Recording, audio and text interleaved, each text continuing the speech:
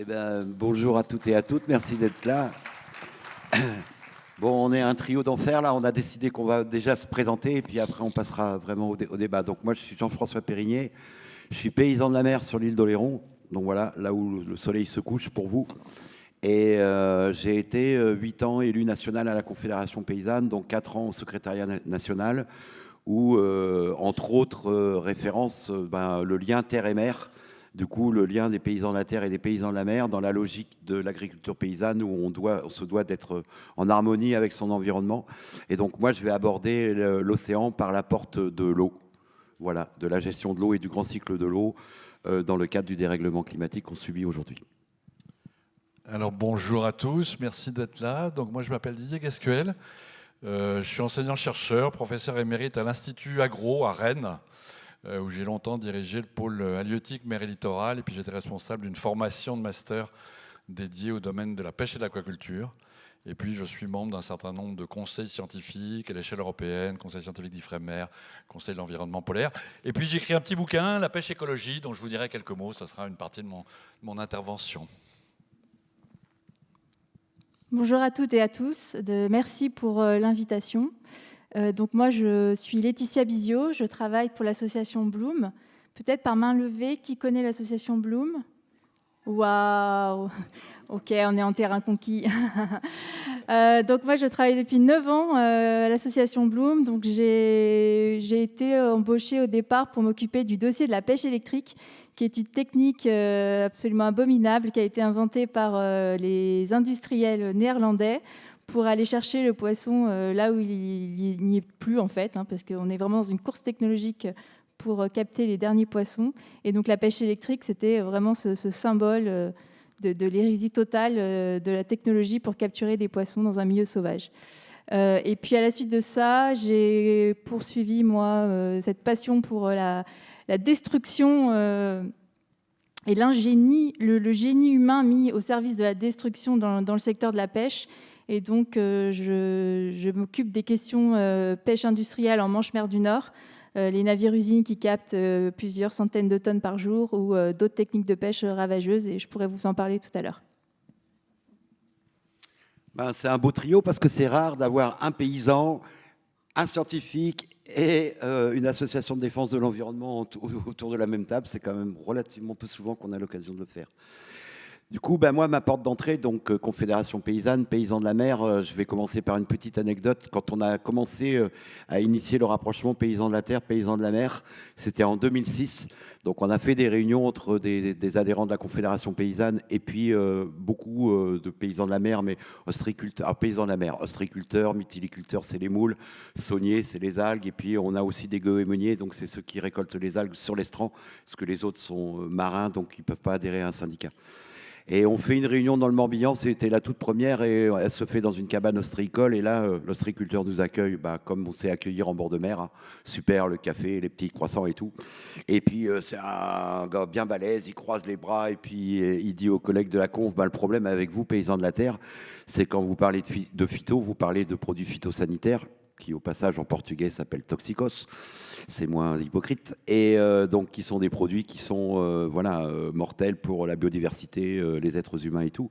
Et nous, paysans de la mer, quand on parle de phyto, on parle du phytoplancton qui produit 75% de l'oxygène de la planète. Donc d'entrée de jeu, c'était posé, on habite la même planète, mais on ne vit pas les mêmes choses et on ne vit pas les mêmes réalités. Nous, ce qui nous a interpellés, les paysans de la mer, et qui nous a appelés à rejoindre un petit peu un syndicat agricole, c'est qu'on ne se sentait pas défendu par nos organisations professionnelles. Il n'y a pas de syndicat généraliste dans le domaine maritime. C'est plutôt des interprofessions ou des choses comme ça, qui n'ont rien à voir avec les luttes syndicales. Et pour le coup, c'était vraiment le sujet de l'eau. Sachant que le sang de la mer, le sang de l'océan, c'est les rivières. Depuis les chevelus en tête de bassin versant jusqu'à l'estuaire. C'est les rivières qui vont amener les sels nutritifs, qui vont permettre de développer le premier maillon de la chaîne alimentaire, le phytoplancton. Donc je l'ai dit, 75% de la production d'oxygène de la planète. C'est l'océan qui absorbe 90% de l'augmentation des températures de la planète. S'il n'y avait pas l'océan, on serait déjà en train, et je sais qu'à Lyon c'est compliqué les étés, mais ça serait encore pire, avec des conséquences. On est en canicule océanique depuis 4 ou 5 ans. Moi, en ce moment, à Oléron, en plein hiver, je pêche du sard, c'est la dorade méditerranéenne, dans une écluse à poissons, donc à la côte. C'est vous dire, le poisson, suivant la température des courants, pour maintenir sa propre température intérieure. Nos coquillages, les coraux, les algues calcaires et beaucoup de phytoplancton sont à base de carbonate de calcium. Dans le mot carbonate, vous avez le mot carbone. Et donc, du coup, c'est l'océan qui est le premier puits de carbone de la planète et pas un puits de carbone anodin parce que ce carbone-là, il est stocké à des échelles de temps géologiques et repartira jamais dans l'atmosphère. Les falaises de craie du pays de Caux, par exemple, bah, c'est un amoncellement sur des millénaires et des millénaires de squelettes de phytoplancton qui se sont agglomérés, tassés et tout, et qui ont donné la craie, donc du calcaire, qui se transforme en roche, en fait. Il faut savoir que nos animaux, ils ont aussi cohabité avec les dinosaures, donc ils en ont vu des vertes et des pommures passer sous le pont d'Oléron, et ils sont toujours là. Et en moins de 30 ans, on voit que tous les signaux sont à l'orange vif, voire au rouge vif. Alors pour nous, c'est une fragilité des coquillages, des mortalités soudaines, pour l'instant quasiment inexpliquées, mais à partir d'agents pathogènes qui vivent dans le milieu naturel depuis toujours et qui quasiment, ça c'était en 2006, oui, ça a été un des motifs de notre rapprochement de la conf, c'était la grosse mortalité des huîtres où on a craint de voir quasiment la totalité du cheptel disparaître comme au début des années 70. Donc deux pathogènes qui existent dans le milieu marin depuis toujours et qui, quasiment du jour au lendemain, deviennent mortels pour les coquillages. Quand on élève de coquillages, en fait, si vous voulez comparer avec une production à terre, on est des apiculteurs en fait. On n'apporte pas d'aliments à nos animaux, on ne peut pas soigner nos animaux, on est dans un milieu naturel non domestiqué et surtout, et merci, non domesticable jusqu'à présent. Et donc du coup, nos animaux, on est aussi, c'est pour ça qu'on nous appelle aussi des métiers sentinelles, c'est-à-dire que quand nos animaux sont en difficulté, eh ben, ça veut dire alerte rouge sur la qualité de l'eau qu'on déverse dans l'océan. D'ailleurs, en arrivant au Hall-Garnier tout à l'heure, j'ai vu quelque chose, un macaron qu'on a aussi nous chez nous, mais il faudrait changer une petite partie du slogan. Vous avez des macarons à l'entrée des bouches d'égout. Enfin, c'est pas de l'égout, c'est du pluvial. Et vous avez un petit macaron qui est incrusté dans le goudron où il y a marqué « Ne jetez rien, ici commence le fleuve ». Ben, il pourrait être marqué carrément à Lyon et au fin fond du Cantal, de l'Ariège, « Ici commence la mer ». On a l'habitude de dire que 80% des pollutions marines sont d'origine terrestre. Moi, j'inverse la phrase en disant 100% des pollutions terrestres arrivent en mer. Ça change un petit peu la donne. Et donc voilà, je ne sais même pas pourquoi on a appelé cette planète mer, parce que en fait, Terre, parce qu'on aurait dû l'appeler la planète mer. L'océan, c'est 4/5 de la planète. Et à travers tout ce que je vous ai dit, la production d'oxygène, l'absorption de la température avec des conséquences, hein, le volume de l'océan qui augmente. Et donc, moi, à Oléron, on est en plein dedans. Hein, on est sur les zones européennes qui s'érodent le plus vite. Et l'île d'Oléron est en train de déménager de visu, même pas dans la vie d'un homme, depuis Xynthia, on va dire. Donc, de Xynthia, si je ne me trompe pas, c'est 2011, quelque chose comme ça. L'île d'Oléron déménage de Charente-Maritime en Gironde. Les géographes de l'Université de La Rochelle ont classé un énorme banc de sable qui fait plus de 15 hectares avec des plantes pionnières et des oiseaux marins qui viennent nicher comme étant une île. Géographiquement, on peut la classer comme étant une île. Et en fait, c'est le sable d'Oléron qui s'en va avec la dérive nord-sud qui a tout le long de la côte atlantique, qui est freiné par le flux de l'estuaire de la Gironde, qui est le premier estuaire d'Europe, et qui vient se coller contre l'estran rocheux, où il y a le fameux phare de Cordouan qui est classé au patrimoine mondial de l'UNESCO. Donc voilà, je vois mon île déménager en quelques années, donc ça parle quand même. Le phénomène, il est bien enclenché, il est bien sérieux. Et donc, en tant que secrétaire national de la Confédération paysanne, j'étais aussi référent de la commission eau. Et dans toutes les rencontres dans les ministères, que ce soit le ministère de l'Environnement ou le ministère de l'Agriculture, à savoir qu'en 4 ans, j'ai passé quand même 4 ministres de l'Environnement et 4 ministres de l'Agriculture. Il faut croire qu'on les épuise à la Confédération paysanne, ou alors qu'il y a un problème avec les gouvernements de Macron, à vous de choisir. Donc impossible de travailler dans le fond des dossiers, puisque à chaque fois, il y a un temps de latence entre le renouvellement des ministres, les équipes, les conseillers, les machins, les trucs. Enfin, on reprend tous les dossiers à zéro à chaque fois. C'est un peu pénible. Et on se retrouve avec des ministres, et pourtant, qui auraient dû quand même un peu connaître le sujet. Je le cite, hein, parce que c'est tellement énorme. de Normandie, donc quand même sorti d'AgroParisTech, qui vous sort droit dans les yeux. Mais c'est super, les bassines de substitution pour arroser le maïs, parce que comme ça, quand il y a des gros épisodes de pluie et trop d'eau, parce qu'il y a encore la notion d'avoir trop d'eau, là, la moitié de la France est sous des inondations, mais tout le monde a perdu la notion de ce que c'est l'utilité de champs inondés et de fleuves qui débordent. Bref, bon, sauf que les bassines de substitution, c'est uniquement du pompage en nappe phréatique, c'est pas la pluie. Et puis surtout, la phrase que moi, je ne peux plus supporter, parce que finalement, une goutte d'eau qui part à la rivière, c'est une goutte d'eau perdue puisqu'elle part en mer. Et là, je me dis, eh ben, on n'est pas sorti de l'auberge. Parce que si un gars qui est ministre de l'Agriculture, qui a fait AgroParisTech, qui ne connaît pas le grand cycle de l'eau, sachant que l'océan, c'est le régulateur et le moteur du climat, on est mal parti. Et toute la vie de l'océan, enfin tu m'arrêtes, monsieur le scientifique, si je dis des bêtises, mais une grande partie de l'océan quand même, c'est au niveau des estuaires. C'est justement là, à la jonction entre l'eau douce et l'eau salée, que va se développer et démarrer la vie avec le premier maillon de la chaîne alimentaire qui est le phytoplancton, et puis après le zooplancton, et puis toute la chaîne qui va avec, et donc des zones de frayère, des zones de nurserie, enfin bon voilà, toute la vie océanique, une grande partie de la vie océanique part de là. Et donc si on n'y fait pas attention, et je vous répète, les clignotants sont plutôt rouges que orange, mes collègues, ils n'auront plus de boulot parce qu'il n'y aura même plus de pêche du tout, parce que là, un océan mort, c'est la vie sur Terre qui est impossible, quoi. Donc voilà, je m'arrête là parce qu'on développera peut-être à travers les questions. Merci. Merci. Oui, alors tu dis les voyants sont à l'orange et au rouge, et je confirme, ils sont, je pense, au rouge vif. On vous parle beaucoup du changement climatique, et vous voyez généralement tous au moins un certain nombre d'effets du changement climatique. On vous parle de crise de la biodiversité, et ça c'est souvent dans l'esprit du grand public quelque chose de beaucoup plus flou. La première chose que je voudrais vous dire, c'est je pense que la mer est vraiment l'endroit où la crise de la biodiversité est déjà en train de nous éclater à la figure.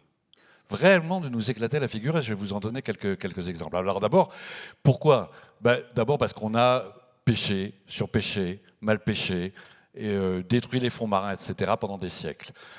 Et en particulier, de manière beaucoup plus intensive, depuis la Seconde Guerre mondiale, au moment où se sont développées des grandes flottilles de pêche industrielle qui se sont répandues partout à la surface de la planète.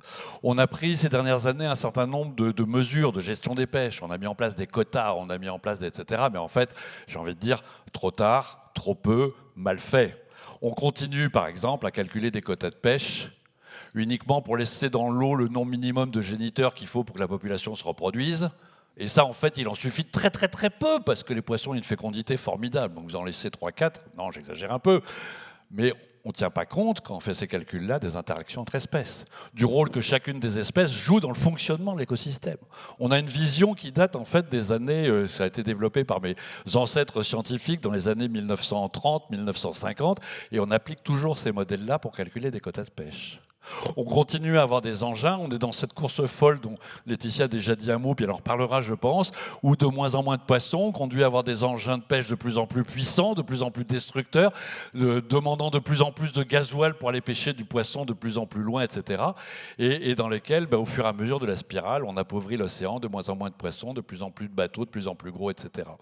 Donc on n'arrive absolument pas à arrêter cette spirale. On a baissé la pression de pêche, mais les scientifiques ont constaté avec un peu de désespoir, je dois dire, que les populations de poissons ne revenaient pas, ou en tout cas pas toutes, en tout cas pas autant qu'on l'espérait, et de manière très, très fragmentaire. Donc la gestion des pêches aujourd'hui, elle est à côté de la plaque. Elle n'a pas les bonnes normes de gestion, elle n'a pas les bonnes mesures, elle est très insuffisante. Et elle est encore dans des visions qui sont, je pense, des visions du passé, et on n'arrive pas à en sortir. Donc ça, c'est le premier facteur d'impact sur la biodiversité, hein. C'est ce que nous disent les études scientifiques internationales. Le premier facteur d'impact sur la biodiversité, c'est effectivement la pêche, la mauvaise gestion des pêches, où on n'arrive pas à réguler les choses de manière efficace.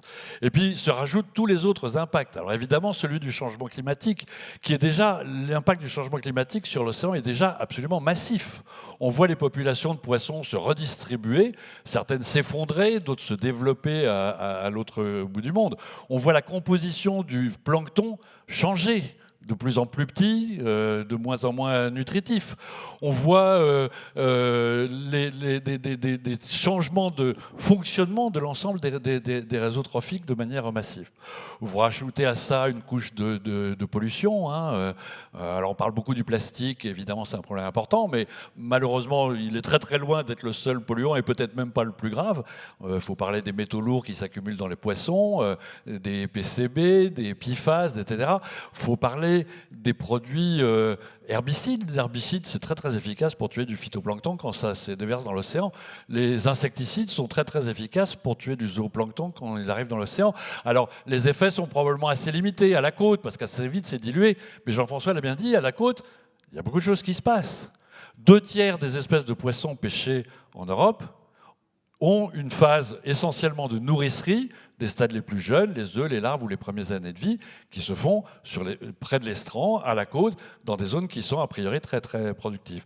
2/3 des espèces, 3/4 des volumes pêchés aujourd'hui en Europe dépendent de ces zones côtières, qui sont soumises alors à la pollution, qui sont soumises aussi aux aménagements portuaires. On a montré, j'ai des collègues par exemple, qui ont montré que le seul aménagement de l'estuaire de la Loire, pardon, c'était la Seine, sur laquelle ils ont travaillé, le fait qu'on a créé des grands ports, qu'on a réduit les zones de vasières, qu'on a réduit toutes ces zones extrêmement productives, eh ben, avait à soi tout seul diminué de 20% l'abondance des poissons plats dans la Manche. Et on est, je pense, vraiment au moment où ces différents facteurs, la pêche, le changement climatique, la pollution, les aménagements portuaires ou les aménagements côtiers, on va dire, sont en train d'entrer en résonance et du coup aboutissent à un réel dysfonctionnement des océans. Alors, dysfonctionnement des océans, je l'ai déjà un peu dit, qu'est-ce qui se passe? Il se passe qu'on prend des mesures de gestion des pêches et les populations ne remontent pas. Il y a une étude qui vient d'être publiée dans laquelle les Norvégiens montrent que la quantité de poissons dans les eaux de la Norvège a diminué de moitié depuis une trentaine d'années. Moitié depuis une trentaine d'années, c'est-à-dire qu'à une époque où justement on se targue de mettre de plus en plus en place des bonnes mesures de gestion de pêche. Je l'ai dit, le changement du phytoplancton, enfin le changement de composition du phytoplancton est déjà assez significatif et il a un effet absolument spectaculaire. On s'aperçoit qu'un certain nombre de poissons deviennent de plus en plus maigres.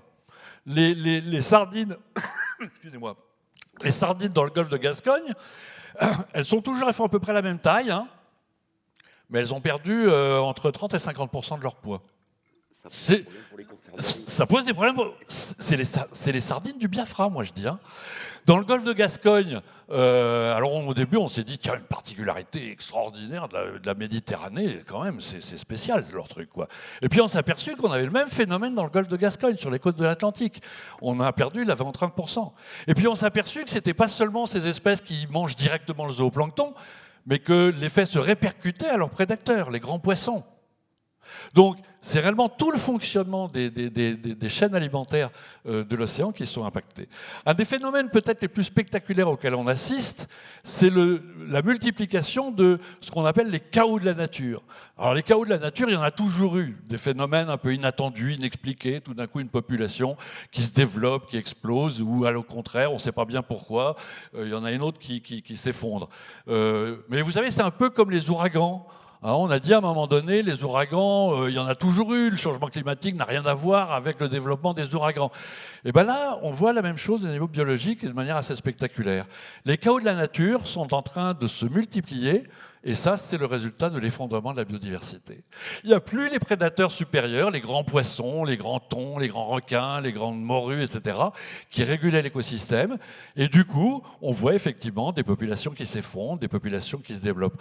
En Bretagne Sud, par exemple, moi je viens de Bretagne, on a vu se développer les poulpes. Alors on dit, mais les poulpes, il y en a déjà eu des blooms de poulpes dans les années 50. Oui, mais généralement, ils ne duraient pas si longtemps, parce qu'il y avait un bon hiver froid qui arrivait, et puis clac, la population de poulpes elle ne restait pas. Là, ils sont là depuis maintenant 5-6 ans, ils se développent. Alors, il y a quelques pêcheurs qui en tirent bénéfice, qui font actuellement des pêches un peu miraculeuses, mais au moment où ça arrive sur les bancs de coquilles Saint-Jacques, on se pose des questions. Et puis, ces milliers de tonnes de poulpes, bah, ils mangent. Donc, eux aussi, ils enlèvent de la nourriture à d'autres espèces, et notamment à des populations de poissons qui, du coup, on ne sait pas très bien comment, etc., mais sont visiblement affectées. Donc, les poulpes se développent. Les araignées, ça c'est plutôt la Bretagne Nord, les araignées de mer se développe. Dans le même temps, les crabes, les tourteaux, qu'on pensait une population bien gérée, bien suivie, etc., en quelques années, les captures se sont effondrées d'un facteur 10. Les bulots se sont effondrés. Les bulots, je ne sais pas si vous connaissez, si vous mangez ça du côté de Lyon, hein, ça se mange avec la mayonnaise, là, on y arrive. Non, ça peut être bon, mais oui, oui. Il y avait un certain nombre de pêcheurs au bulot, ils sont tous en train de mettre la clé sous la porte s'ils n'arrivent pas à se reconvertir parce que ces populations-là s'effondrent. Voilà, les grands champs d'algues qu'on connaissait depuis des dizaines et des dizaines d'années sont en régression. Alors, chaque fois, probablement, il y a des processus différents. Hein. Un endroit, c'est qu'il fait trop chaud. Un endroit, c'est qu'il n'y a plus les apports en nutriments parce que le débit des fleuves diminue. Alors, peut-être pas cette année, mais d'une manière générale, le débit des fleuves diminue. Moins de débit des fleuves, ça fait moins de nutriments qui arrivent en zone côtière, donc moins de phytoplancton, moins de zooplancton pour nourrir ces jeunes poissons qui sont sur la côte, etc. Donc voilà, donc on a tout un ensemble de phénomènes inquiétants et le résultat de ça, c'est derrière que la pêche est en crise. La pêche est en crise, voit ses productions baisser régulièrement. Pour vous donner juste 2-3 chiffres, on était après la Seconde Guerre mondiale à une production de 400 000 tonnes en France. On a à cette époque-là, et pendant la période des 30 Glorieuses, financé massivement le développement de grandes flottilles de pêche. Et on est monté à 750 000 tonnes, presque un doublement, pas tout à fait. Et puis depuis, on a redescendu, d'abord doucement, et puis plus rapidement dans la période récente, et nous sommes aujourd'hui revenus en gros 400 000 tonnes. C'est-à-dire que tous ces beaux bateaux, tous ces progrès technologiques, entre-temps on a développé des sonars, des radars, des GPS, des engins de plus en plus performants, ont conduit finalement à un système dans lequel il y a 7 fois moins de travailleurs de la mer, il y a 4 fois moins de bateaux, mais qui font de plus en plus de dégâts et qui finalement pêchent moins. Vous voyez ? Si vous comparez à l'agriculture, on a aussi vu diminuer le nombre de paysans. Mais d'une certaine manière, ça n'a pas fait diminuer globalement la production totale. Certains secteurs peut-être en crise, mais globalement la production totale, elle a augmenté.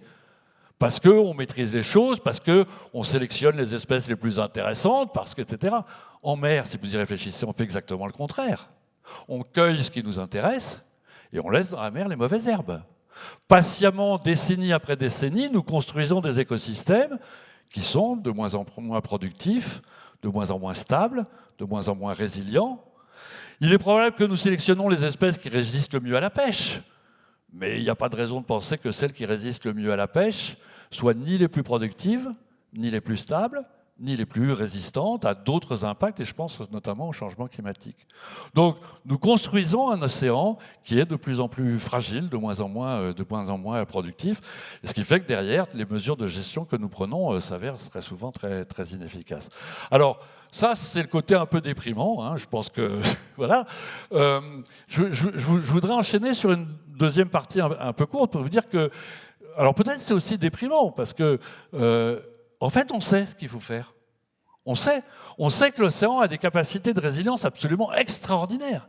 Que quand on prend des mesures de gestion efficaces, par exemple, alors je ne dis pas que c'est ça qu'il faut faire partout, hein, mais vous fermez réellement une zone, vous en faites une aire marine réellement protégée, on pourra parler de toutes ces aires marines protégées qui ne sont pas protégées, mais vous faites une aire marine réellement protégée, en quelques années, vous voyez réapparaître des densités de poissons beaucoup plus grandes et vous voyez des poissons plus gros. Si vous attendez 2, 3, 4 décennies, vous allez voir réapparaître tout un habitat, toute une flore, toute une faune, toute une biodiversité absolument énorme.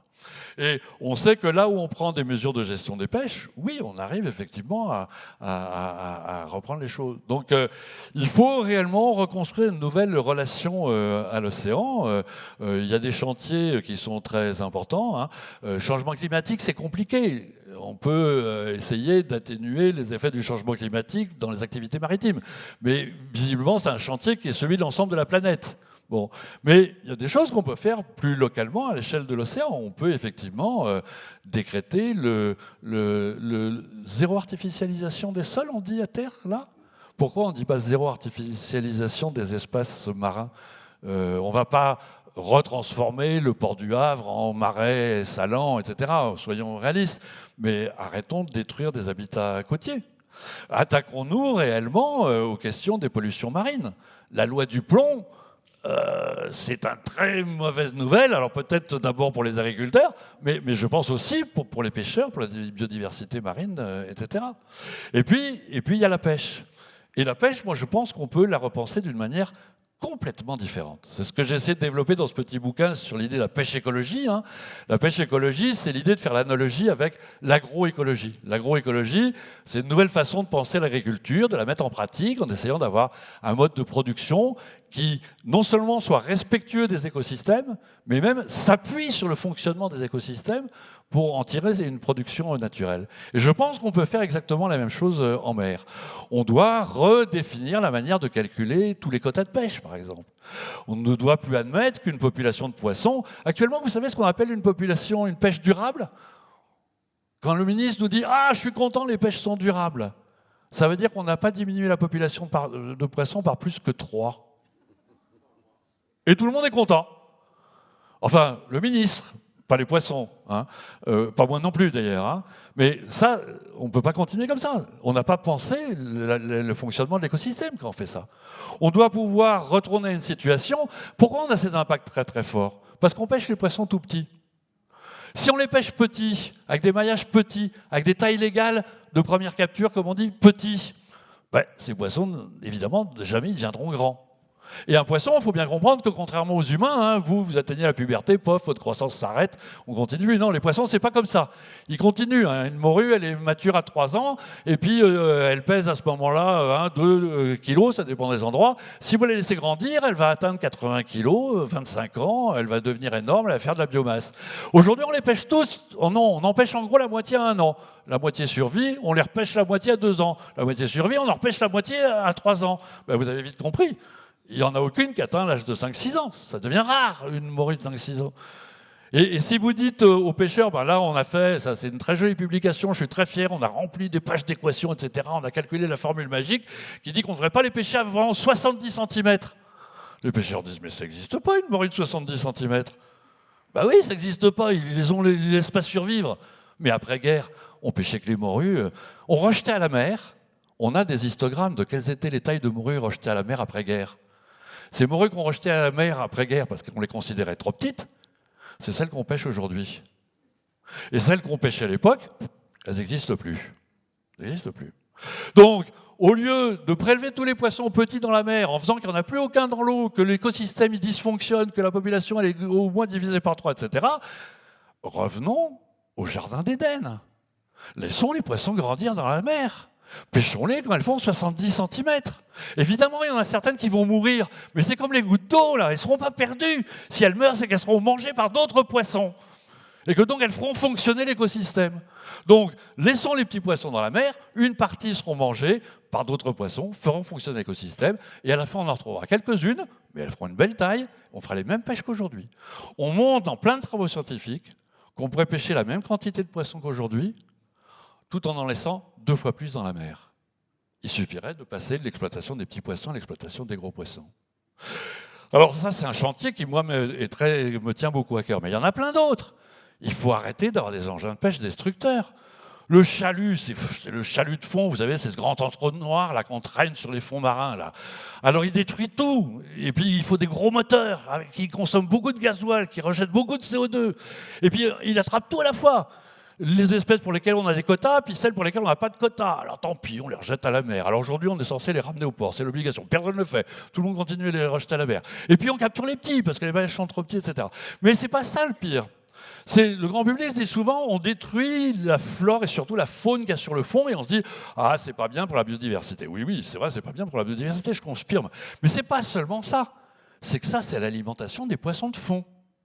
Un écosystème, ça fonctionne avec 2 moteurs, un écosystème marin. Un moteur, c'est le phytoplancton en surface, production primaire. D'accord ? Vous avez de la lumière, ça fait de la photosynthèse, ça fait du phytoplancton qui est mangé par le zooplancton, qui est mangé par les sardines, etc. Mais ça, c'est que l'un des 2 moteurs. Et ce n'est pas le plus important. Et ça, les scientifiques ont mis longtemps à le comprendre. Le plus important, c'est ce qui se passe sur le fond marin. C'est pour ça, d'ailleurs, que 90% de la pêche se fait sur les plateaux continentaux. Parce que c'est là que sur le fond marin, qu'est-ce qui se passe ? Eh bien, il y a la matière morte qui floccule, il y a la boucle microbienne qui est là, avec des bactéries qui sont remangées par ce qu'on appelle les invertébrés benthiques et qui refont de la nourriture à poissons. Le chalut, c'est cet engin absolument extraordinaire qui pêche les poissons en même temps qu'il détruit leur nourriture. Et après, Vous avez un paysan qui supprime l'herbe de son champ, puis il dit « je ne comprends pas, ma vache, elle ne produit pas bien ». Mais c'est ça qu'on est en train de faire.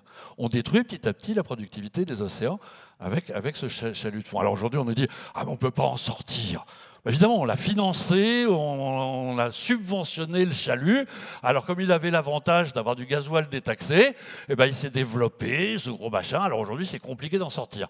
Et si on l'interdit demain matin, mais je pense que même Bloom ne veut pas l'interdire demain matin, pourtant, ils sont sévères, hein, mais ils ont raison. Mais si on l'interdit demain matin, ça va être un peu compliqué, parce que qu'est-ce qu'on fait? On met tous les pêcheurs au chômage et puis on va acheter du poisson surgelé qui vient de l'autre bout du monde. Non, il faut ouvrir un grand chantier pour réinventer une pêche douce, pour inventer la pêche écologie. On sait pêcher le poisson autrement.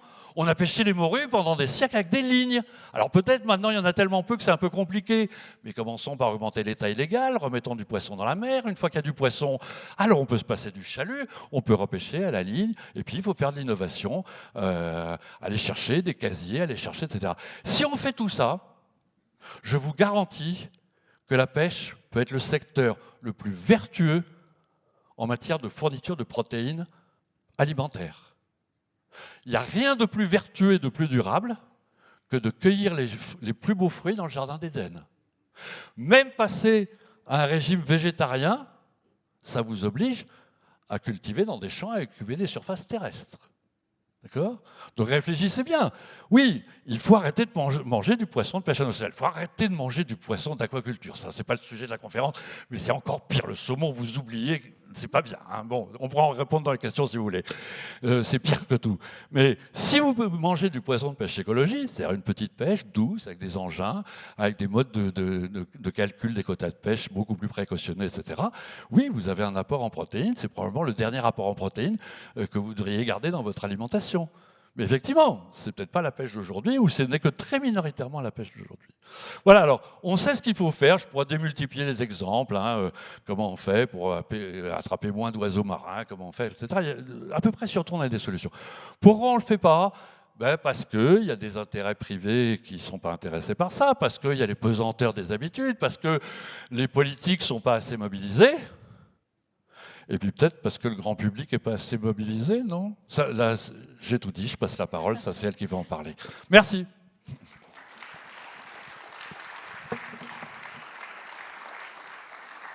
Merci Didier pour la transition et pour ton énergie et pour ce diaporama du secteur. Donc j'espère que vous n'êtes pas trop déprimés et que j'espère que je ne vais pas trop en rajouter. Ça va être difficile, mais je vais essayer d'être optimiste. Donc effectivement, les scientifiques, en fait, ont les solutions. Et nous, chez Bloom, on essaye de porter cette parole et de la défendre devant les politiques et d'en faire un sujet aussi médiatique pour que les politiques s'en emparent. Et ce n'est pas facile parce que le secteur de la pêche, c'est un tout petit secteur. C'est vraiment très petit. C'est un peu plus de 1,3 milliard d'euros au niveau français. Donc, un chercheur, c'est pas toi, hein, c'est Philippe Curie qui dit que c'est l'équivalent du secteur de la tomate. Oui, c'est Philippe Curie. Vas-y, si tu veux.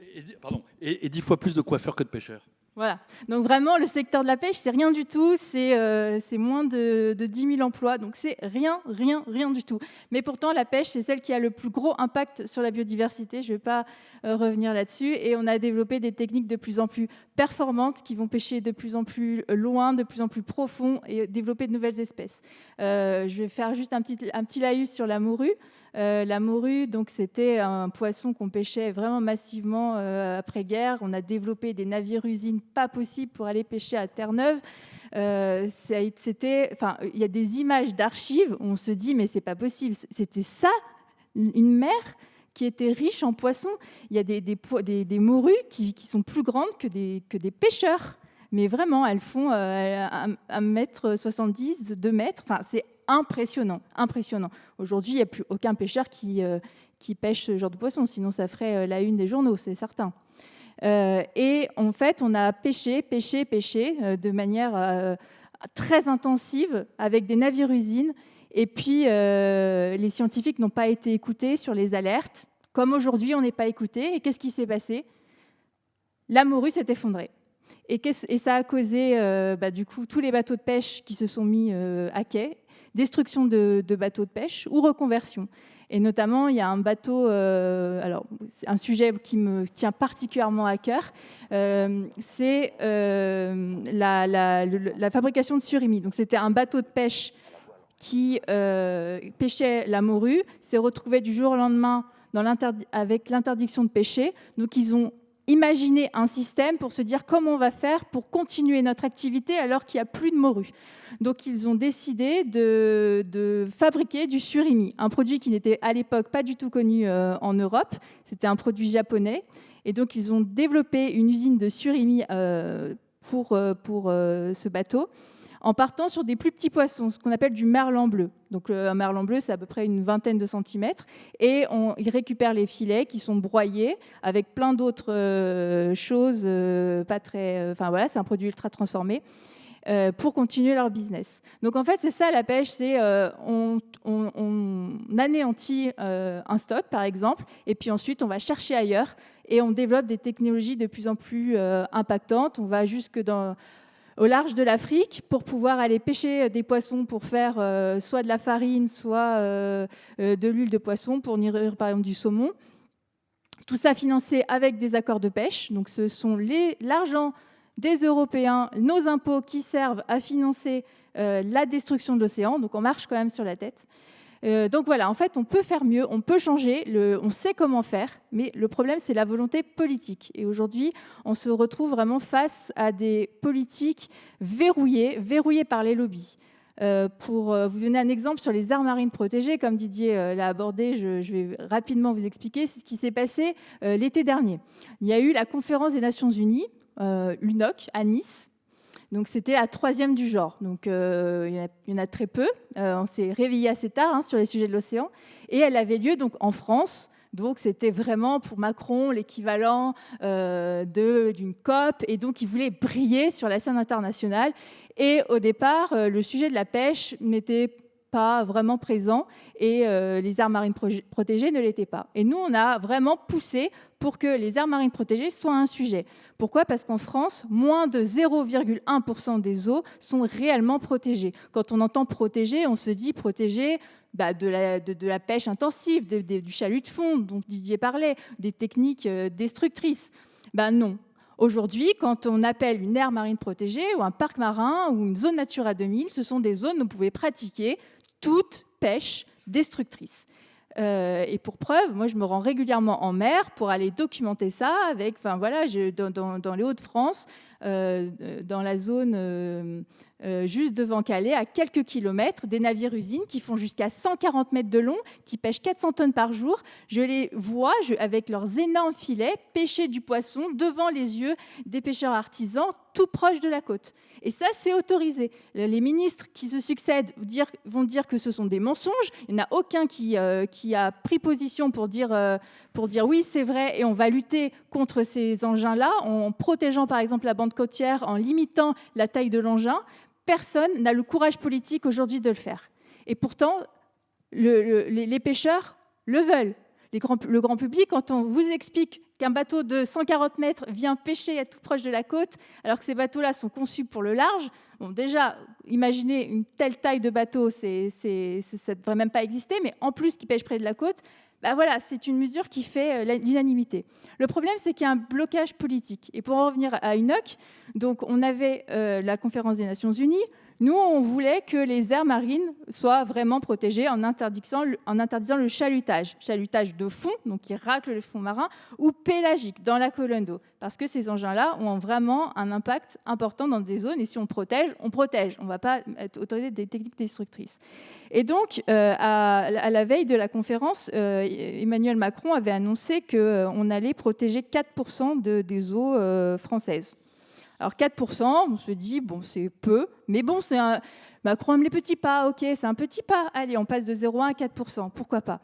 Mais la réalité, c'est que non seulement c'est déjà peu, mais c'était surtout un mensonge, parce que qu'est-ce qu'il a fait ? Ils ont labellisé des zones où le chalutage de fond était déjà interdit, parce que Bloom s'est battu dans les années 2012-2013, enfin, ça a été un combat de 7 ans, pour interdire le chalutage de fond au-delà de 800 mètres.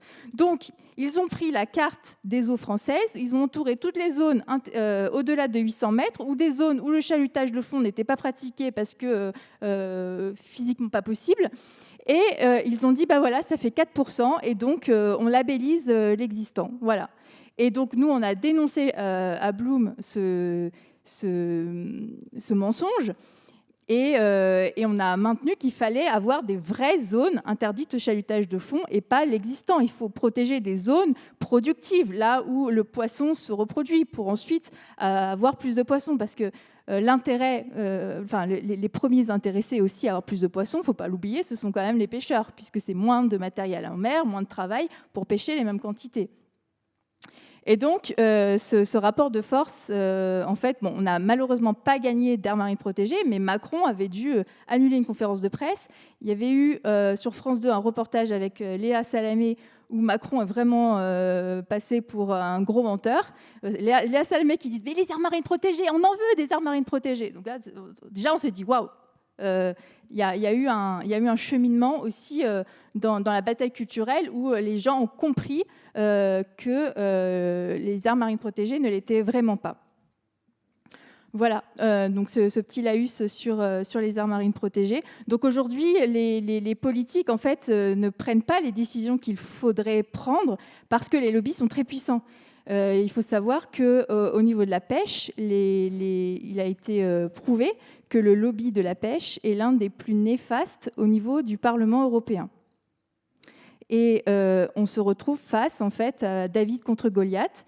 Donc moi-même, j'ai participé à plusieurs campagnes pour par exemple la pêche électrique ou d'autres campagnes sur les subventions. Et en fait, on se retrouve vraiment face à des politiques qui n'écoutent pas, qui ne prennent pas les bonnes décisions parce que derrière les lobbies sont très forts et ont toujours un temps d'avance.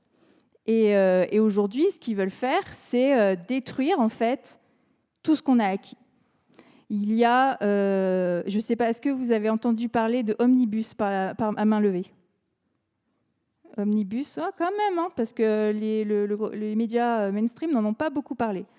Donc Omnibus, ça a commencé donc avec le devoir de vigilance. C'est une loi qui a été créée pour que les multinationales soient responsables en fait de leur chaîne d'approvisionnement. Le point de départ, c'était l'effondrement d'un immeuble au Bangladesh d'une usine de couture, et c'était plein de multinationales comme Zara qui étaient responsables. Mais en fait, comme il n'y avait pas ce devoir de vigilance, Zara dit c'est pas moi, c'est mon prestataire. Du coup, voilà, on a inventé cette loi pour que les multinationales soient responsables d'un point de vue social, environnemental devant la loi. Et évidemment, ça ne plaît pas, ça. Ça ne plaît pas parce qu'il va falloir qu'elles fassent attention et qu'elles protègent. Et donc, il y a eu un omnibus. Un omnibus, c'est un paquet de lois qui vient anéantir plein de normes environnementales. Et donc, ils ont dégommé en l'espace de quelques semaines la loi du devoir de vigilance avec une alliance entre la droite, qu'on appelle le PPE au niveau européen, et l'extrême droite. Il y a eu une alliance où ils ont déposé mot pour mot les mêmes amendements et ont fait une alliance en mettant les autres parlementaires sous pression pour pouvoir avoir cette loi. Et il faut savoir que la droite et l'extrême droite au Parlement européen pour cette législature-là a la majorité absolue. Donc, ils ont décidé maintenant d'anéantir toutes les normes environnementales. Donc, on parlait des pesticides. Ils veulent autoriser à vie les pesticides. Avant, c'était pour une durée limitée. Puis ensuite, on vérifiait au bout de, je crois, c'est 10 ans, l'autorisation nouvelle des pesticides. Maintenant, on va plus s'embêter de ça. Allez, pesticides à vie. Ils vont faire la même chose sur la politique commune de la pêche. La politique commune de la pêche, la dernière date de 2013, et elle est en théorie, sur le papier, protectrice, puisqu'elle a un pilier écosystémique, et c'est vraiment la protection de l'océan qui est mise en avant, où les quotas de pêche, normalement, sont censés être donnés aux techniques les moins impactantes, aux petits pêcheurs. On a interdit les subventions néfastes qui alimentent la surpêche comme la construction de navires, etc. Et en fait, les lobbies, ça, n'en veulent pas. Ils veulent continuer à défoncer l'océan. Et donc, il va y avoir une réforme de la politique commune de la pêche et ils vont tout anéantir. Il va y avoir aussi un omnibus sur l'océan qui va tout anéantir. Ça va être une catastrophe. Alors que le monde va mal, il faudrait au contraire qu'on prenne des mesures courageuses. On va tout faire pour accélérer le plus vite possible. Donc, c'est vraiment dramatique ce qui se passe. Et donc, mon message, c'est que dans quelques semaines, le 15 mars, il y a les élections municipales. Et donc, vraiment, je vous encourage vivement à regarder les programmes et à voter pour ceux pour lesquels les candidats qui défendent réellement des politiques écologiques et sociales. C'est indispensable. Et de voter, ça ne sert pas à rien, parce que nous, quand on se retrouve face à un député, un maire, un ministre ou je ne sais quel élu, c'est vraiment pas pareil quand vous avez quelqu'un de droite ou de gauche. Mais vraiment. Donc, et si vous ne votez pas, ce sera d'autres personnes qui vont voter pour vous et qui décideront à votre place. Donc, vraiment, votez et parlez-en aussi autour de vous, d'aller voter, encourager, même si on sait que, voilà, on en a marre de faire cet exercice parfois, mais c'est indispensable. Voilà, c'était mon dernier message avant les questions.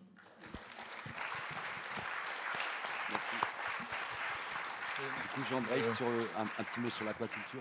Tu veux... Du coup, en conclusion, puis la boucle sera bouclée, on reviendra aux luttes paysannes de la Confédération paysanne, donc devant la situation de la pêche et tout. Donc vous avez évoqué certaines mesures comme les quotas, les engins de pêche, etc. Et puis il y a une réponse très capitaliste qui dit mais c'est pas un problème, la pêche, de toute façon, l'aquaculture va répondre au problème de la baisse de la ressource.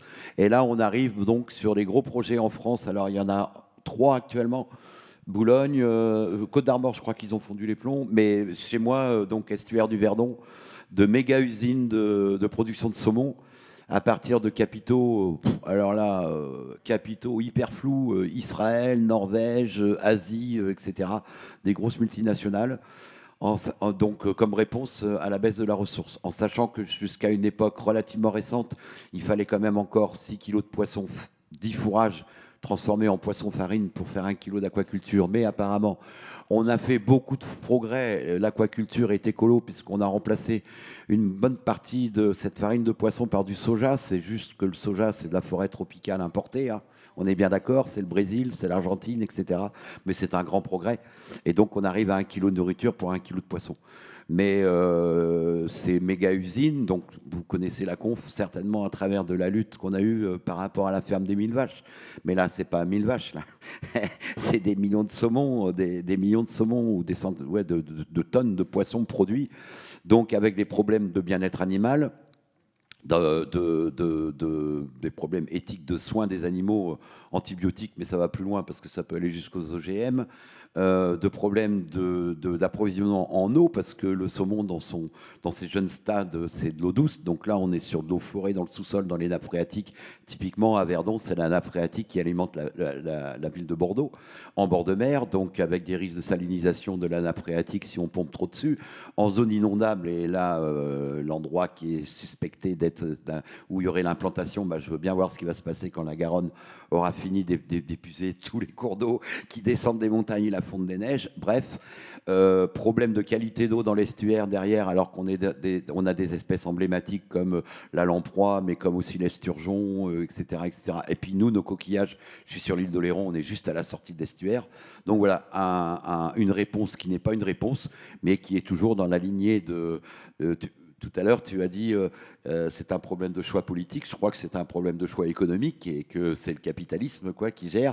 Et juste une petite anecdote, vous avez souvent cité le mot ministre. Alors, sauf si je me trompe, mais il me semble bien qu'on se targue beaucoup en France d'être la 2e puissance maritime du monde.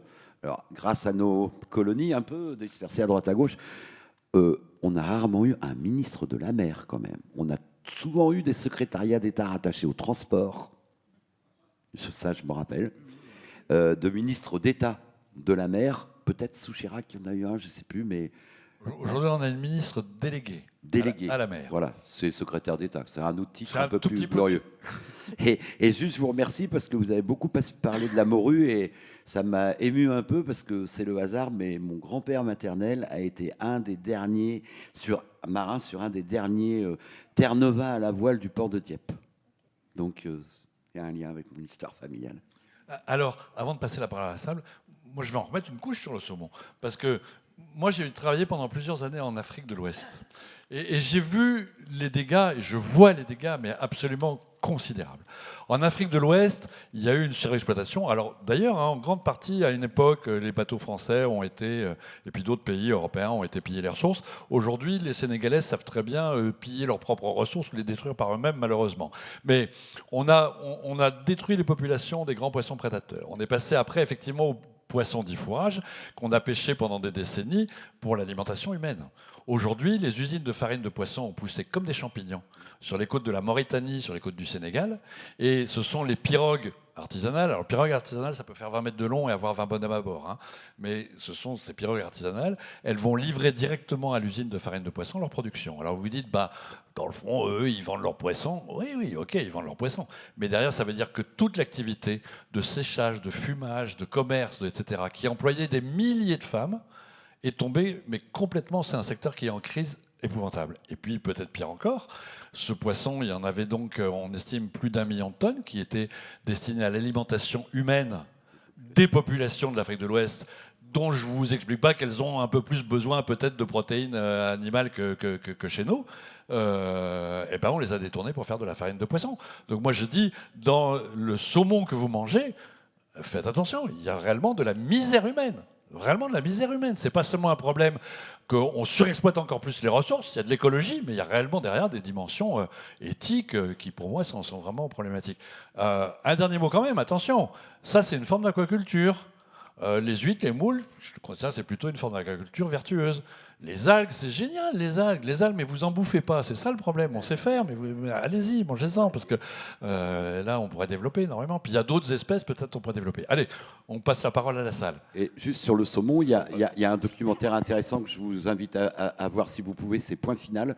Et là, on voit au Chili, il n'y a même plus de poissons fourrage et ils sont sur le krill, qui est la nourriture des baleines. Oui, oui. Question dans la salle. Là-bas, monsieur. Est-ce que votre conférence est enregistrée? Et si oui, pourra-t-on la consulter et comment? Alors, je ne crois pas que les organisateurs aient prévu ça, malheureusement. Non? Je crois que si. Si, Si, je crois qu'elles sont, elles sont enregistrées et elles seront rediffusables. disponibles sur le site de Très Printer. bien. Parfait. J'ai une question. À mon niveau, je mange presque plus de poissons parce que je ne sais pas vers quelle pêche me tourner à part pêche durable. Et est-ce que ça existe vraiment, la pêche durable? Est-ce qu'on peut consommer ce poisson en se disant c'est bon, c'est vertueux pour l'océan et pour moi aussi? Voilà. J'y vais. Alors, moi, j'interviens beaucoup sur ces questions qui sont des questions qui se posent de plus en plus. Je prétends que oui, vous pouvez manger du poisson, mais effectivement, il faut bien le choisir. Non, malheureusement, le label pêche durable, si vraiment vous êtes obligé d'acheter du poisson congelé au rayon congelé, parce que c'est indispensable que vos enfants, bon, alors, ouais, peut-être vous regardez pêche durable, au moins, c'est pas de la pêche illégale, mais vous avez de grandes chances que ça soit quand même de la pêche industrielle au chalut de fond. D'accord? Donc ça vous évitera peut-être que... Voilà. Donc le conseil, c'est plutôt vous fermez le truc du congélateur, vous allez sur le rayon du frais et vous regardez les étiquettes. C'est compliqué, les consommateurs veulent généralement qu'on lui dise des listes d'espèces. Et ça, c'est pas possible. Parce que une morue, on a beaucoup parlé de la morue, alors aujourd'hui, il n'y a pas tant de morue que ça sur le marché, mais bref, une morue, elle peut venir de la population de morue de mer du Nord qui est très surpêchée, ou d'une autre population en mer de Barents, qui en tout cas il y a encore quelques années était plutôt sous-pêchée. C'est plus le cas aujourd'hui. Elle peut venir d'une pêche qui est faite au chalut de fond, mais elle peut venir aussi, il y a quelques morues qui sont pêchées en Irlande à la ligne, de manière beaucoup plus vertueuse. Donc l'entrée espèce n'est souvent pas la bonne. D'accord?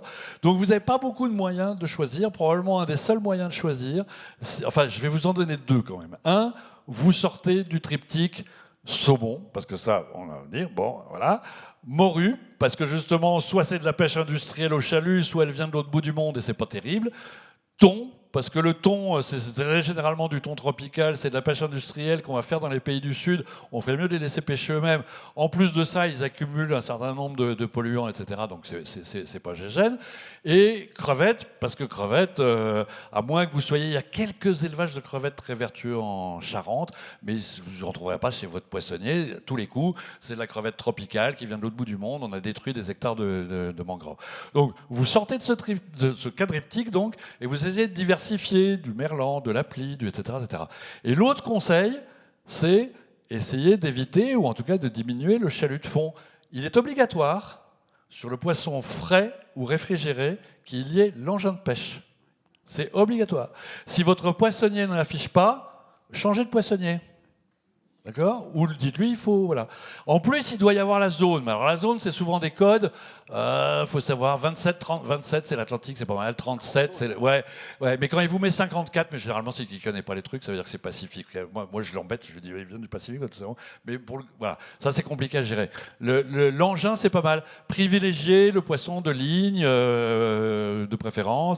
Le poisson filet. Alors, tous les filets ne sont pas excellents, mais c'est quand même mieux. C'est bien de voir la couleur de l'œil et des ouïes du poisson pour acheter. C'est bien de voir la lumière dans les yeux du poisson et les ouïes. Et puis l'autre critère, mais ça, il faut plus en discuter avec votre poissonnier. Alors à Lyon, c'est peut-être un peu compliqué, hein, mais essayez de favoriser du poisson local.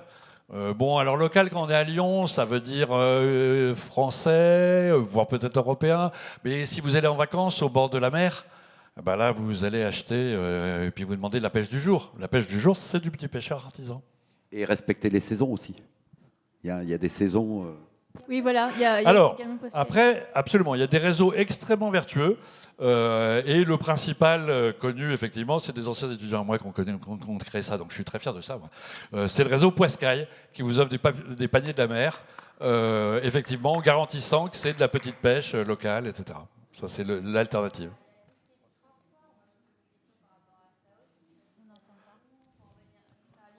Chez nous. Il y a aussi tout le problème du transport. C'est super bien le Poiscaille, mais on se fait livrer chez nous. C'est plein de cartons, c'est plein de... Non. Ok, bah c'est peut-être des idées reçues. Okay. Non, mais effectivement, Lyon, vous n'êtes pas au bord de la mer. Oui. Non, mais faites bien attention. C'est-à-dire que si vous ne mangez pas de poisson, je respecte tout à fait, hein, si vous ne mangez pas de poisson, vous mangez quoi à la place? Non, j'aimerais bien, mais je... C'est-à-dire que, alors, si vous mangez de la viande, c'est sûr que c'est pire. D'accord. Et si vous mangez de la protéine végétale...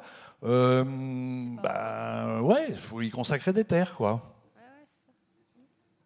Non, mais il faut aussi admettre à un moment donné que nous faisons partie de l'écosystème, donc on impacte, forcément. Mais effectivement, il faut essayer de réduire l'impact. Oui, bonjour. Que pensez-vous de l'implantation des éoliennes? Est-ce que c'est une bonne chose, une mauvaise chose pour la vie maritime? Grande question. Un gros projet au large de l'île de Léron. Moi, comme ça, d'instinct, au départ, je me disais, bah ouais, tout ce qui n'est pas nucléaire, c'est bon à prendre. Et puis, si un jour la technique évolue, bah, on redonnera la nature telle qu'elle était avant l'implantation des éoliennes. Alors après, bon, il y a surtout la LPO là, par rapport aux oiseaux marins qui posent des questions par rapport, parce qu'on est sur des grands couloirs de migration d'oiseaux migrateurs, là, en Charente-Maritime, qui posent question. Moi, je me disais aussi que l'implantation des éoliennes ancrées, on parle des éoliennes ancrées, là, hein, c'est un projet d'éoliennes ancrées. Je me disais que si la base des éoliennes était fabriquée en forme de récif artificiel et tout, peut-être que ça pourrait être une source de refuge pour le poisson.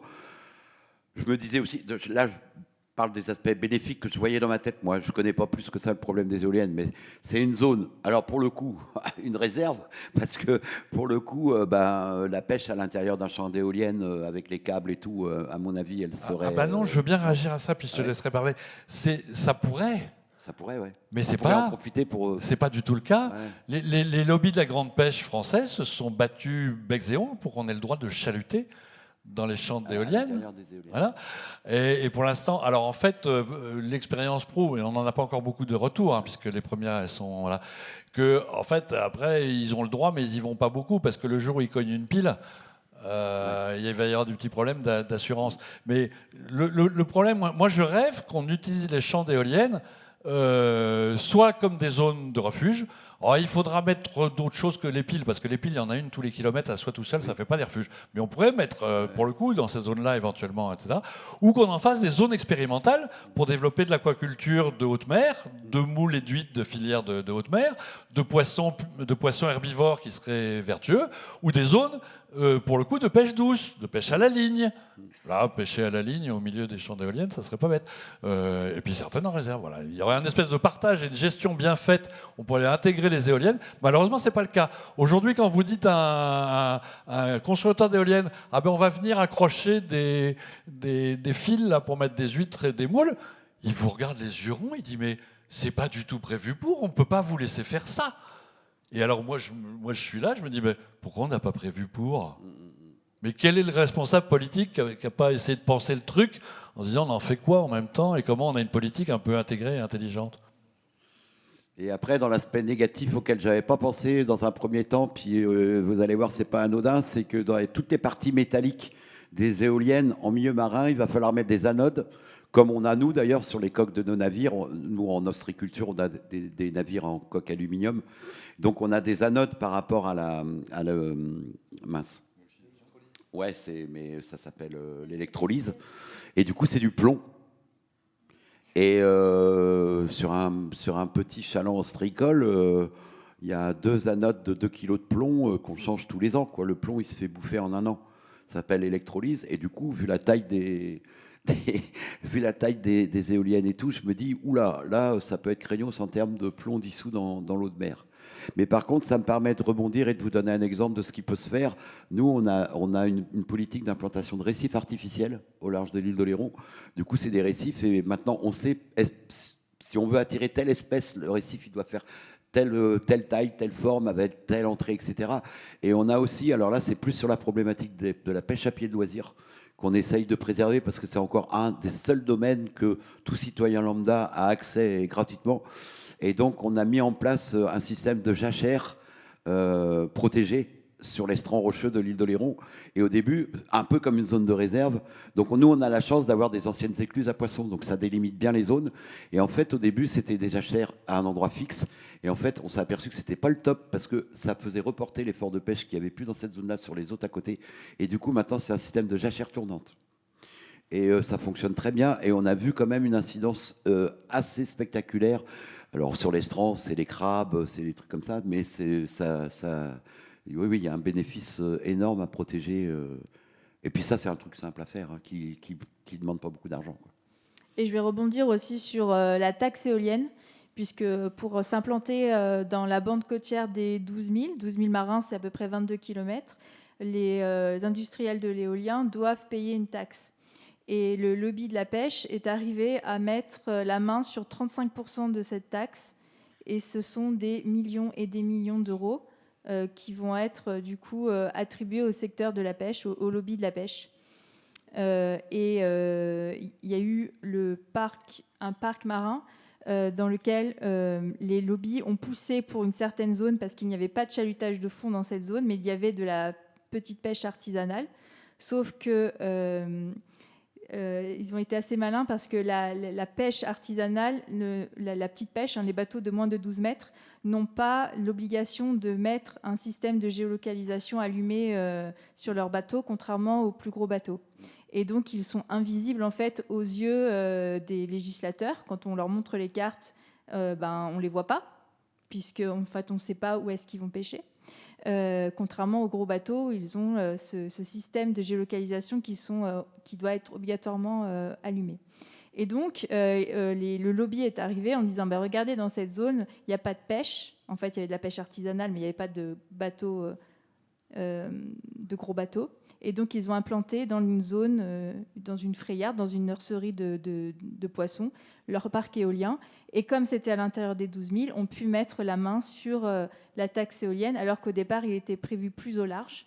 Et le lobby de la pêche n'aurait pas mis la main sur cette taxe. Donc, ils sont arrivés à gratter comme ça de l'argent public, encore une fois. et peut-être pour conclure sur la question et aller jusqu'au bout, il y aurait peut-être d'autres moyens de produire de l'énergie en mer, ce qu'on appelle l'hydrolien. Donc là, il y a deux solutions. C'est soit des turbines en fait immergées qui utilisent la force du courant, puisqu'il y a une marée montante et une marée descendante. C'est des techniques encore un peu chères, mais qui sont testées à droite à gauche. Et surtout, l'hydrolien qui utilise en fait la houle, puisque tout mouvement produit de l'énergie qu'on peut transformer en électricité. Donc c'est des gros boudins qui flottent à la surface de la mer et qui bougent avec la houle comme ça et qui produisent de l'électricité. Je crois que c'est en Angleterre où il y a quelques sites qui sont expérimentaux comme ça. Bon, aujourd'hui, la technologie reste encore trop chère par rapport au prix du courant qu'on ne paye pas à son prix réel. D'autres questions? Oui. Oui, bonjour. En fait, ce n'est pas vraiment une question, c'est que moi, ça m'accable tout ce que vous avez dit. Et je me demande comment vous arrivez à continuer, à avoir envie de combattre. Puisque vous, en plus, Bloom, vous défendez et vous avez dit que tout va être détricoté. Donc, moi, où est la lueur? Où est l'espoir? Qu'est-ce qu'on peut faire? Parce que ça a l'air tellement maillé, serré pour que rien de vertueux puisse advenir, que moi, je vois pas où est l'espoir pour nous, les populations, enfin les jeunes qui vont arriver. C'est effrayant, honnêtement. Je pense qu'il faut savoir, parce qu'en sachant, c'est toujours mieux que d'être aveugle. Mais quoi? On fait quoi de tout ça, quoi? Et vous, comment vous le vivez? Vous avez les données, vous me dites on a toutes les données, on sait ce qu'il faut faire et rien ne se passe. Donc, comment on peut trouver le courage d'aller voir, d'aller taper aux portes? Mais moi, je sais pas, à part aller prendre un flingue et... Non, mais qu'est-ce qu'on fait? Voilà. Effectivement, on traverse une grosse zone de turbulence avec un changement, probablement, si l'extrême droite passe au pouvoir, ce sera une catastrophe pour nos droits, pour la nature. Donc c'est très compliqué de garder, de garder espoir. Parfois, c'est aussi en dents de scie. Parfois, on se dit à quoi bon? On se bat. Par exemple, moi, je me suis battue vraiment pour l'interdiction de la pêche électrique. J'ai laissé beaucoup d'énergie et de temps. Vraiment, j'ai cru en me disant il faut vraiment interdire cette technique pour que les petits pêcheurs puissent survivre à Boulogne parce que c'était catastrophique. On s'est battu, puis en fait ils sont en train de revenir en expliquant que non, c'est durable, etc. Donc se dire ils nous refont la même qu'en 2017.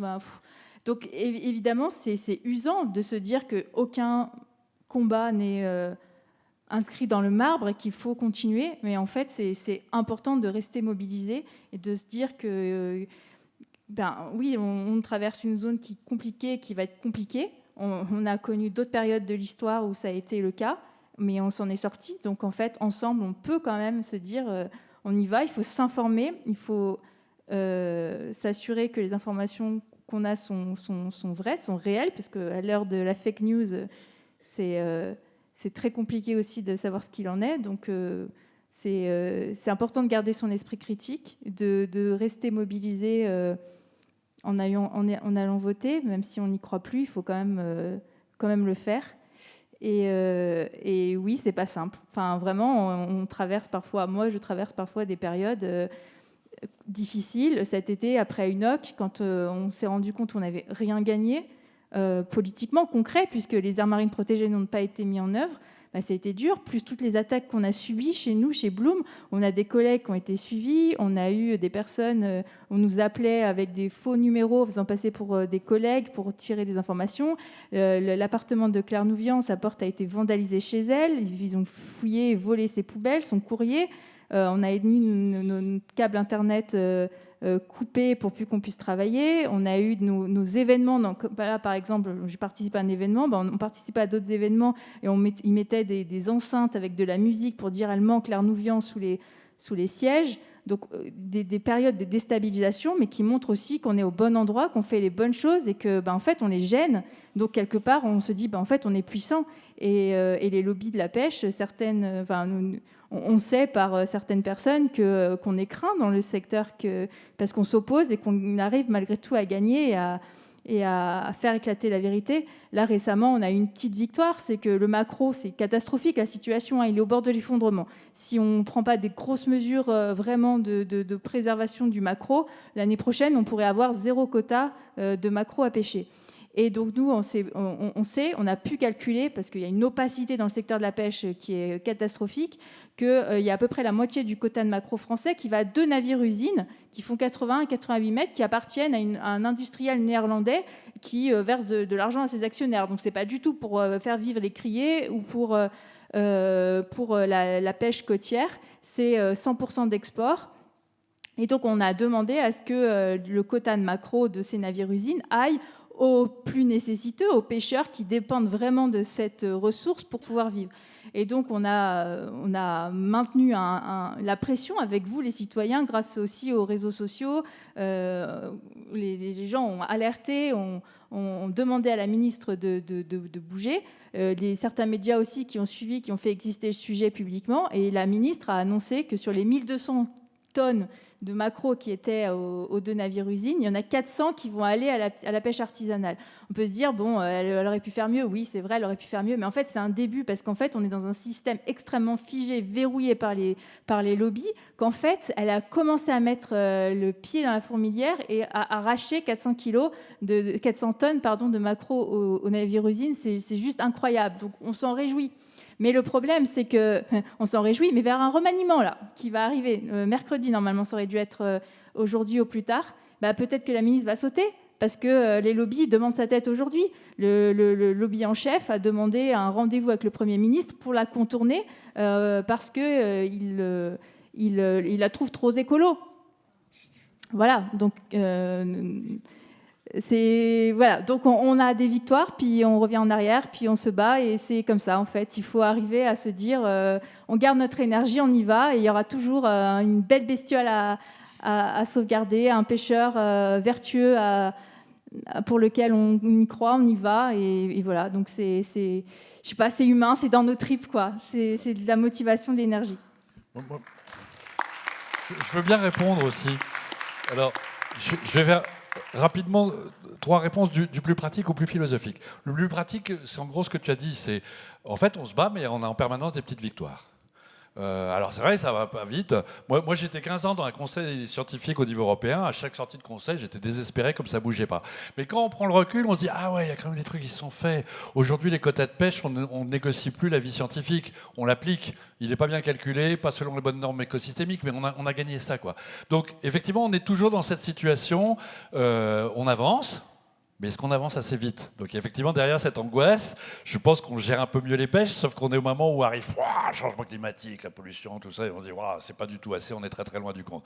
Mais voilà, la bataille au jour le jour, il y a des jours de découragement et il y a des jours de petites victoires. Bloom a remporté un certain nombre de victoires, etc. Et je pense qu'on en est. Donc ça, c'est la première réponse. La deuxième réponse, c'est que je pense pas qu'il y ait une vision dichotomique entre le durable et le pas durable. Ça, souvent les gens ont ce sentiment-là un peu terrifiant en disant mais où on va?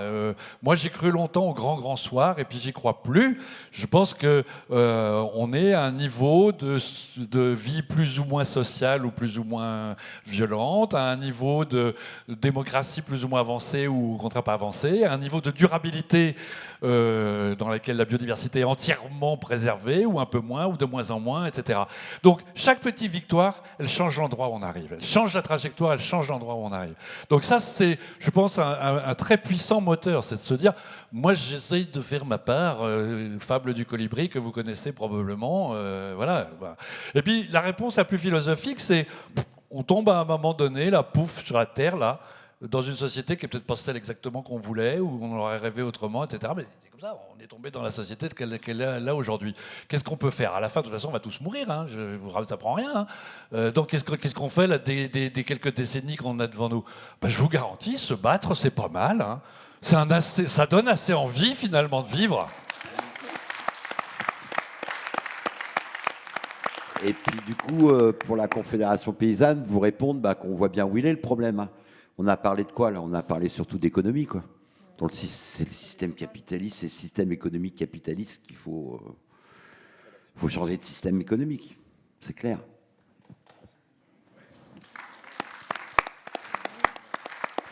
Il y a d'autres questions? Oui.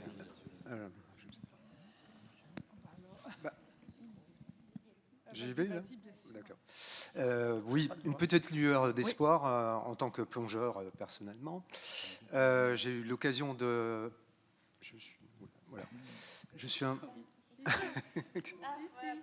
C'est pas grave. D'abord la dame. Donc je suis plongeur. Vous avez pointé la dame. Je suis plongeur. Donc justement, je peux vous Monsieur, faire... d'abord la dame, je pense. Si vous vouliez la dame d'abord, non? Ah non, non, ça fait longtemps. Non, allez-y, vous avez démarré. Je ne sais pas, je peux vous laisser la parole, il n'y a pas de problème. Donc je suis plongeur depuis un certain nombre, presque 2 décennies. Donc j'ai eu l'occasion de voir effectivement émerger la réserve de Banyuls. Et j'ai plongé au départ sur l'instauration de cette réserve de Banyuls, qui au bout de 10 ans, effectivement, comme disait monsieur, la résilience, si vous voulez, de la nature est vraiment effective. Donc ça, c'était quand même un point qui est très favorable et qui laisse une lueur d'espoir, même si je ne le suis pas forcément tous les jours. Par ailleurs, également, deuxième point, c'est sur l'évolution en fait, des espèces marines, qui effectivement, j'ai eu l'occasion également de voir des mérous en crête qui faisaient à peine 10 cm.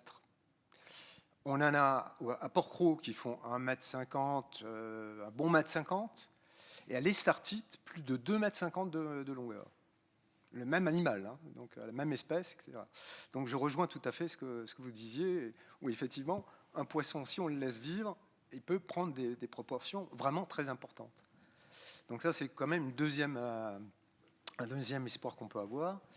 Le troisième point, c'est par contre, là j'ai eu un retour un peu plus négatif sur le fait que j'avais entendu parler du thon rouge qui était en voie de disparition.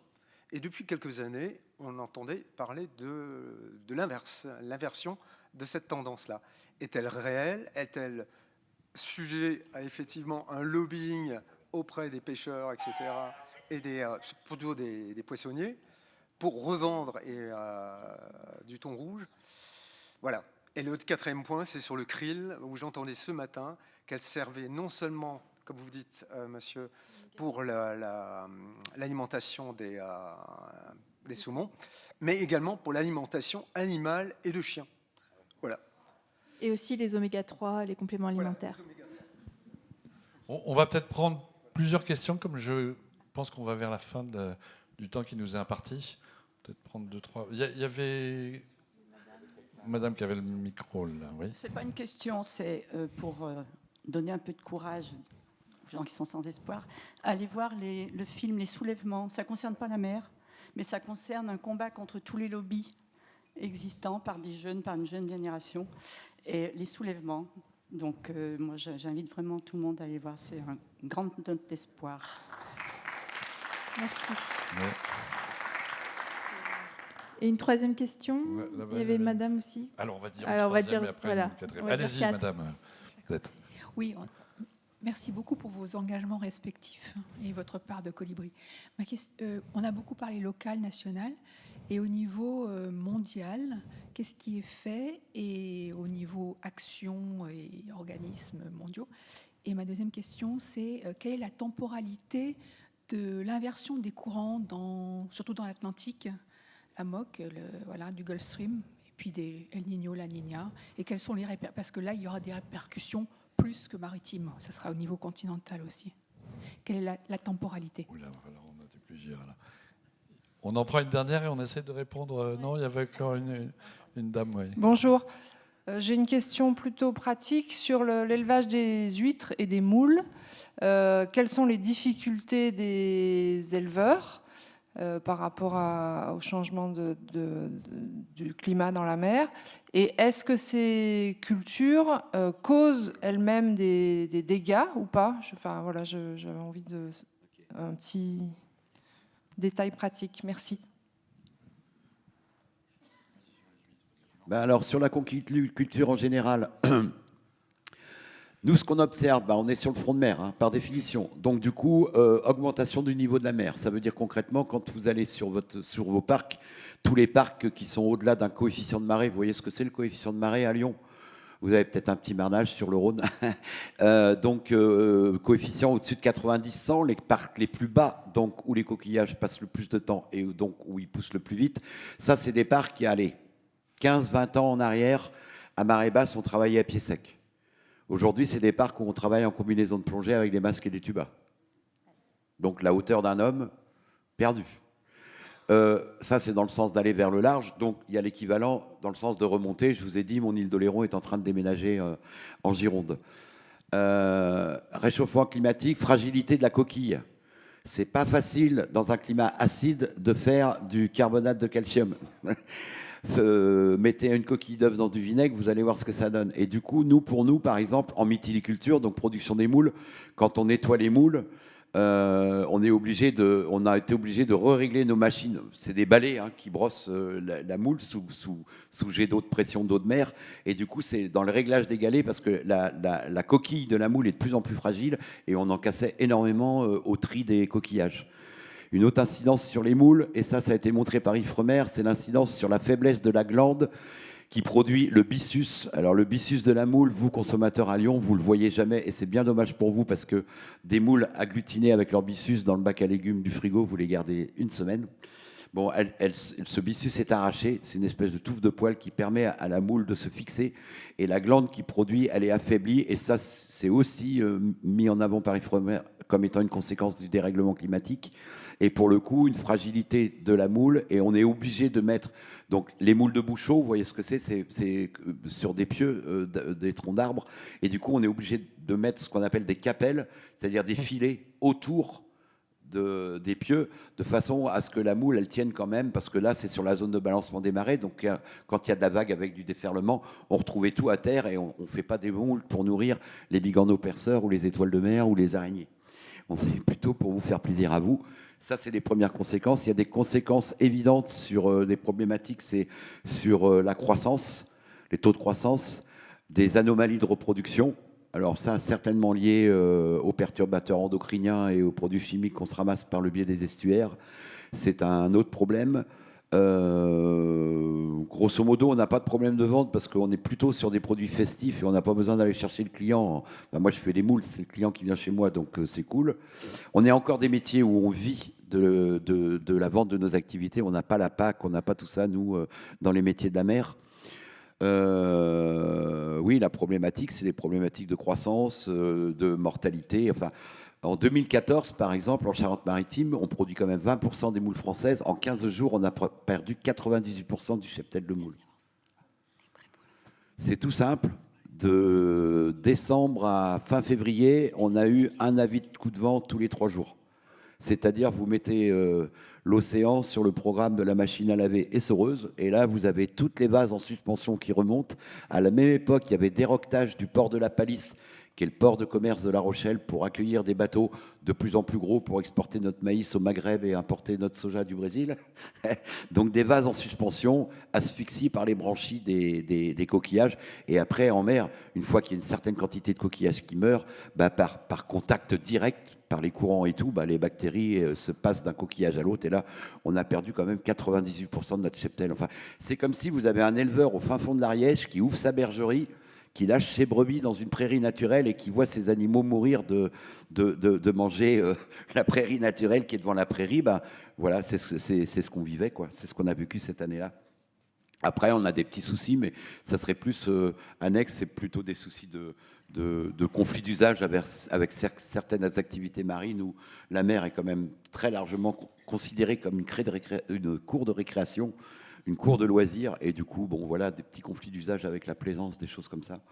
Mais voilà, ouais, dérèglement climatique et puis qualité des milieux qui va en se dégradant, alors qu'il y a de plus en plus de mesures environnementales pour protéger le milieu. C'est un peu ce que vous avez raconté pour la pêche. Alors qu'on a des successions et des couches de réglementation qui vont dans le bon sens. Et nous, en tant que paysans, sur le terrain, quand on observe, la situation s'aggrave, quoi. Sur le thon. Alors, je vais rapidement, très rapidement répondre à la question sur le thon. Donc, le thon va mieux, oui, grâce à des plans de sauvegarde, de reconstitution qui ont été mis en place sont les ONG, au départ, qui demandaient les lobbies qui résistaient, mais finalement, il y a eu un plan qui a été mis en place. Je peux rajouter une phrase. Vas-y. Les scientifiques ont pendant des décennies réclamé des mesures. Tout le monde s'en foutait complètement. Hein. On fixait un quota qui était 2 fois l'avis des scientifiques et après, les pêcheurs pêchaient 2 fois le quota.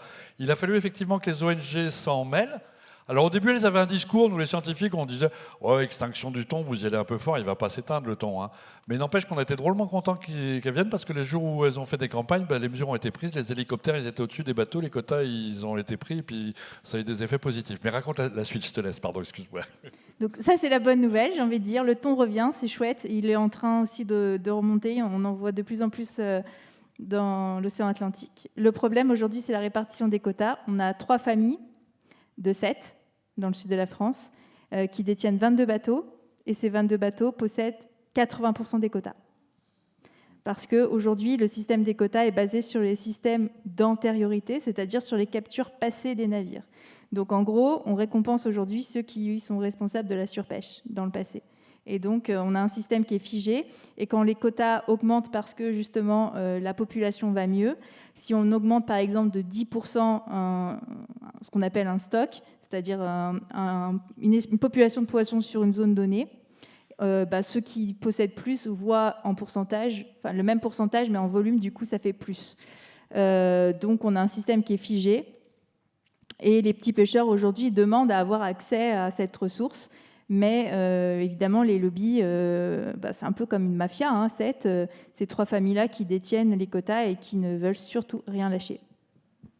Ça fait partie des batailles où on aimerait bien des petites victoires en disant il suffirait de donner un ou 2 thons rouges à chacun des petits pêcheurs côtiers de l'Atlantique et puis ces comptes passeraient du rouge au bleu pour le coup, hein, au vert. Et surtout qu'en fait le thon qui est pêché par les thoniers seineurs, donc sont pêchés pendant leur période de reproduction sur une période d'à peu près 1 mois.